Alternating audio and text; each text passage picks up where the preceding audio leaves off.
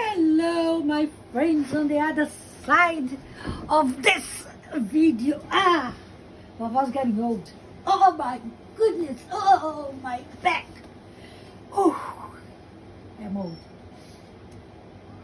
Time for another book. Which day is today? Monday. And after Monday comes Tuesday. And guess what's going to happen Tuesday? Snow. Oh my goodness. We are going to read this book. The name of the book is Corduroy. And Corduroy is a bear who once lived in the toy department of a big store. Day after day, he waited with all the other animals and dolls for somebody to come along and take him home. The store was always filled with shoppers buying all sorts of things, but no one ever seemed to want a small bear in green overalls.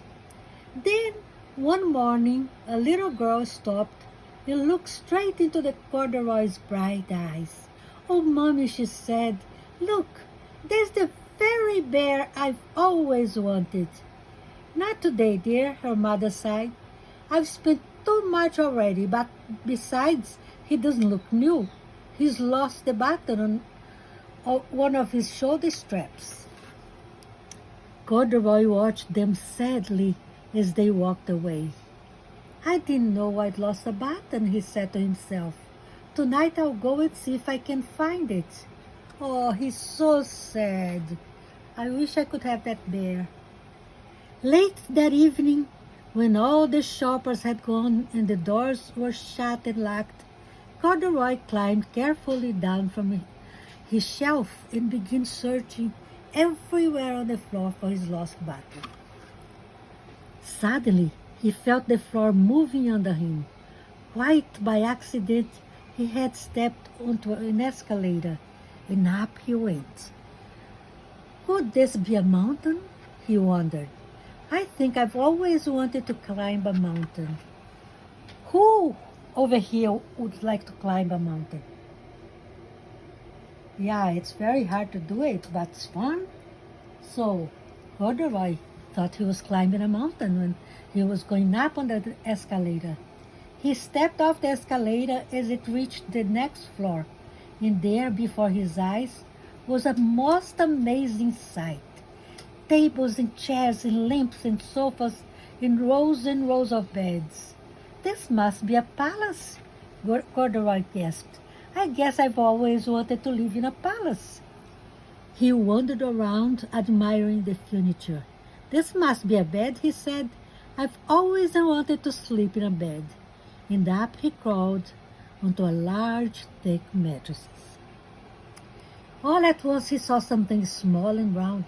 "Why, here's my button," he cried, and he tried to pick it up. But like all the other buttons on the mattress, it was tied down. He yanked and pulled with both paws until pop! Off came the button, and off the mattress Corduroy toppled.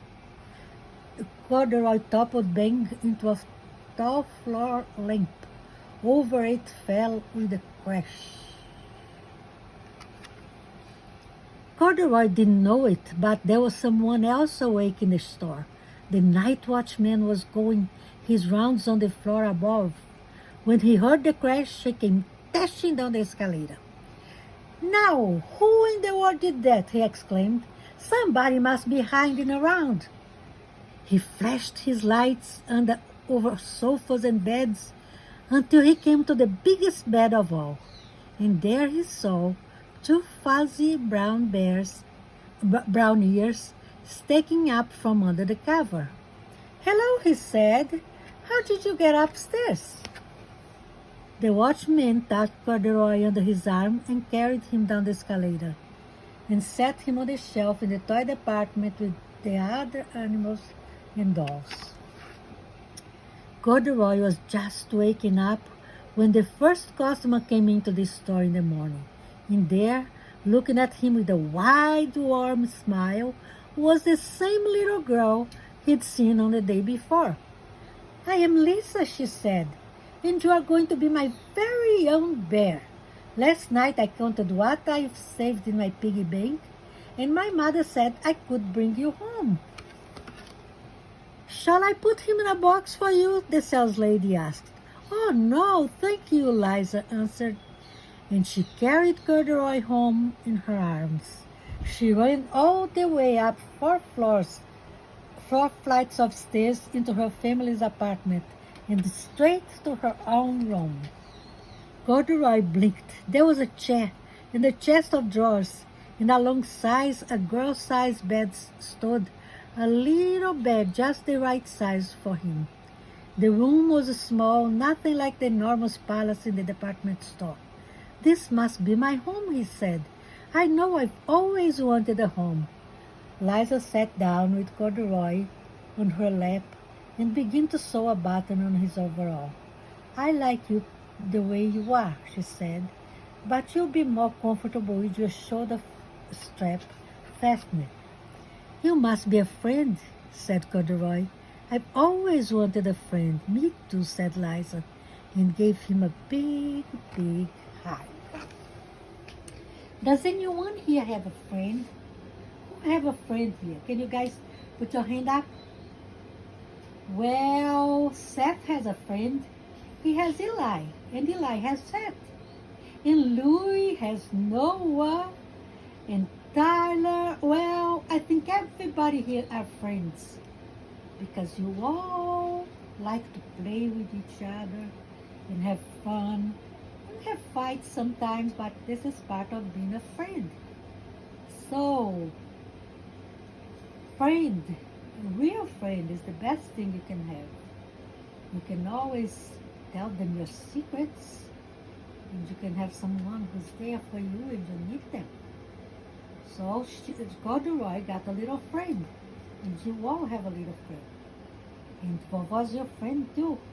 And I love all of you, and I'll always be here for you, okay?